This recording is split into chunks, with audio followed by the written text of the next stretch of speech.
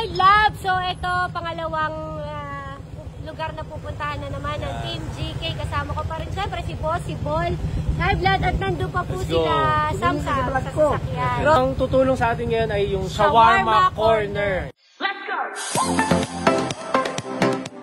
So mga my love, nandito kami ngayon ng Team GK. Ayan, kasama ko sila. Nandito kami ngayon sa West Riverside. Malapit lang to sa lugar namin. Mamimigay tayo ng pagkain nila. Kaagarang pagkain ngayon. Pakita ko sa inyo mga may love kung gaano kataas ang tubig dito. Umabot daw yung tubig hanggang sa bubong. Yan.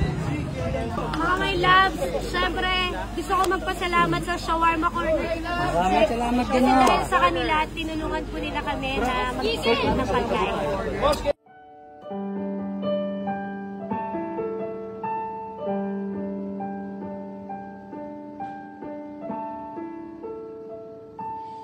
There's a place in your heart, and I know that it is love. In this place could be much brighter than tomorrow. And if you really try, you'll find there's no need to cry. In this place, it feels there's no hurt or sorrow.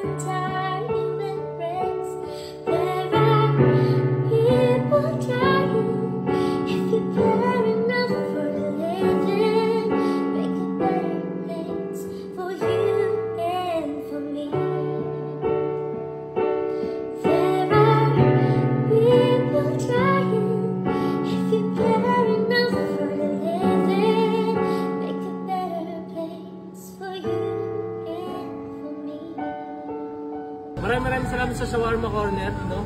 Kung hindi po dahil sa kanya, hindi po natin maabot yung tulong sa mga nangangailangan.